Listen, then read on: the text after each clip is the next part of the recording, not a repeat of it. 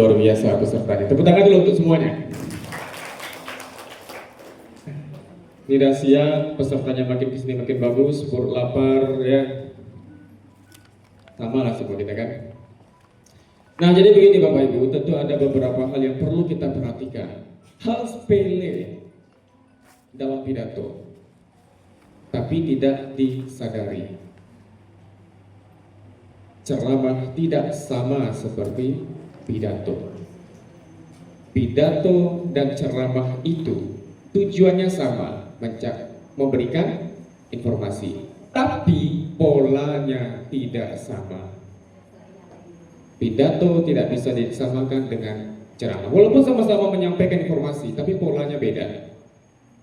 Saya berikan sebuah contoh. Ini kita diskusi sedikit ya Bapak Ibu ya.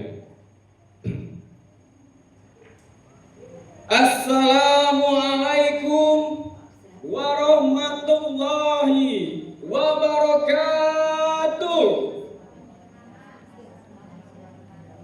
Assalamualaikum warahmatullahi wabarakatuh. Beda? Ya.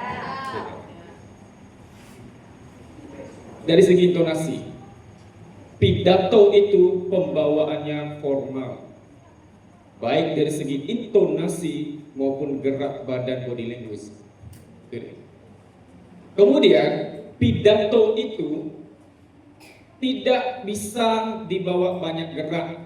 Space-nya itu 1x1. Kalau kita kesana kemari berceramah ya ini. Iya kan? Hal sepele itu sebenarnya, tapi tidak disadari kita yang ada di sini. Kemudian ada lagi koreksinya. Pidato itu saya katakan sekali lagi, pidato dan ceramah tujuannya sama, sama-sama memberikan informasi. Polanya beda Bapak Ibu. Pidato itu monologis, sedangkan ceramah itu dialogis. Monologis itu artinya apa? Si pembicara menyampaikan informasi hanya satu arah. Kalau dialogis, dua arah. Kenapa satu arah? Ya karena kita formal di sini, tidak dituntut untuk berinteraksi, tidak banyak berinteraksi. Tadi banyak saya perhatikan beberapa peserta, contoh seperti ini Pak Bu. Bapak Ibu hadirin yang berbahagia, bahasa adalah alat komunikasi. Betul atau betul? Itu dialogis. Nah, harusnya pada umumnya pidato itu monologis. Kita hanya satu arah saja. Menyampaikan pada siapa? Ke masyarakat, ke khalayak, ataupun ke dewan juri. Nah itu dia Bu.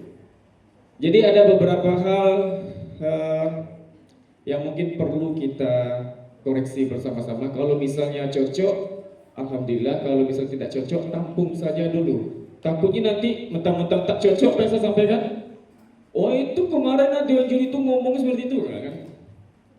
Tampung aja dulu ya Pak Ibu ya. Bisa kita gali bersama, bisa kita diskusikan secara bersama-sama. Tapi terpenting bahwa pidato itu tidak sama dengan ceramah. Kemudian apa lagi ya? Nah, pidato. Saya dari peserta SD sampai SMP tadi hanya 2 peserta saja yang saya temui ada data di dalamnya. Hanya 2 peserta saja dari SD dan SMP oke, ada tadi 2, SD hanya 1 yang hanya memberikan data. Di dalam struktur pidato itu ada 3, pembukaan, isi, dan penutup. Khusus pembukaan, ini perlu dipahami lagi Bapak Ibu. Pada pembukaan, makanya jangan terlalu lama bermukadimah. Pidato itu tidak menuntut banyak mukadimah. Pembukaan itu cukup sampaikan salam, ucapkan penghormatan dan syukur. Selesai. Isi, di dalam isi itu ada data, fakta, dan gagasan. Contoh data ya, saya sampaikan Bapak Ibu ada data. Bapak Ibu hadirin yang berbahagia, dapat diketahui bahwa bahasa adalah alat komunikasi. Tanpa ada bahasa, manusia tidak bisa berinteraksi. Di dalam Undang-Undang Bahasa Nomor 29 Tahun 2029 mengatakan ada 3 poin. Utamakan bahasa Indonesia, lestarikan bahasa daerah, dan kuasai bahasa asing. Poin kedua, lestarikan bahasa daerah. Sama dengan halnya melestarikan bahasa ibu. Ada data tadi kan? Nah itu dia Bu. Data. Jadi di dalam isi itu ada gagasan, data, dan fakta. Kenapa harus ada data? Kita akan memberikan informasi. Informasi itu mestinya valid. Jadi tidak hanya sekedar bercerita.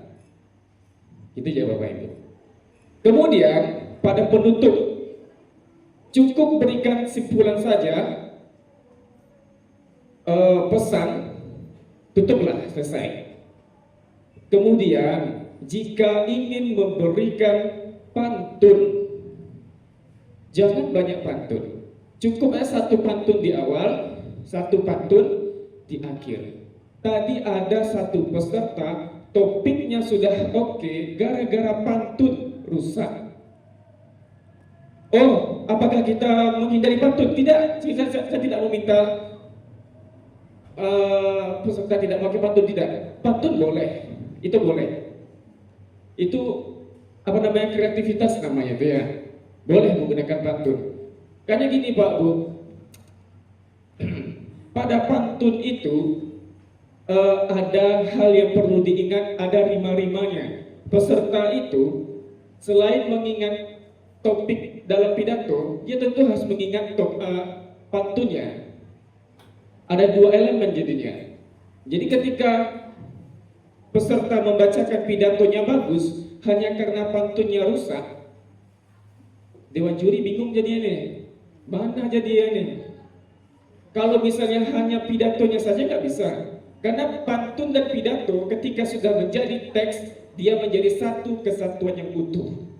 Walaupun pidatonya bagus, hanya karena pantunnya rusak, salah membaca, ya mau tak mau, ya harus kena juga dia. Nah jadi begitu Bapak Ibu. Boleh menggunakan pantun, tapi pantunnya harus dipertanggungjawabkan. Jangan sampai lupa.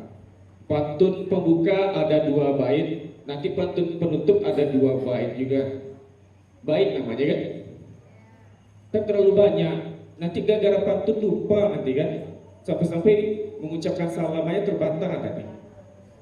Nah, jadi seperti itulah ya Bapak Ibu ya, yang perlu kita koreksi secara bersama-sama. Bagi Ananda Adinda, siswa-siswi yang menang nanti, silakan nanti disesuaikan, dipelajari lagi seperti apa pakem-pakem pidato itu. Bagi yang kurang beruntung, silahkan diasah lagi. FTBI ini akan dilaksanakan setiap tahunnya, betul ya Pak? Betul.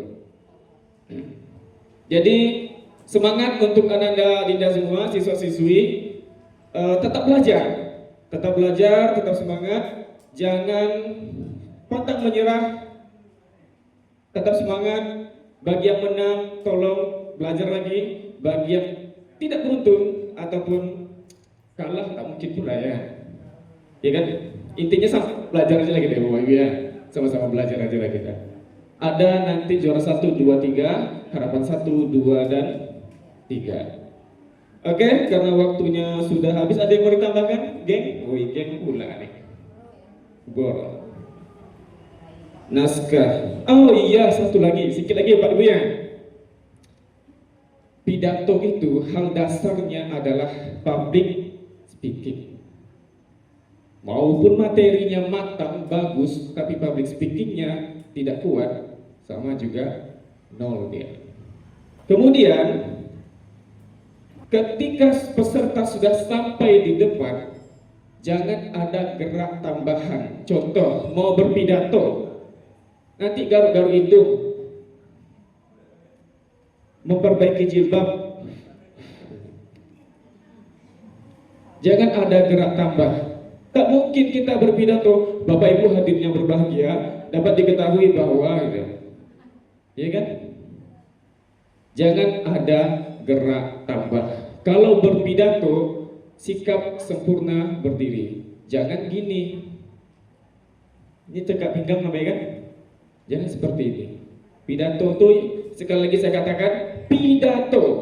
Seluruh elemen formal, baik itu intonasi formal, gaya formal, bahasa formal. Karena ini adalah menggunakan bahasa daerah, kita sesuaikan ketentuannya dengan menggunakan bahasa daerah.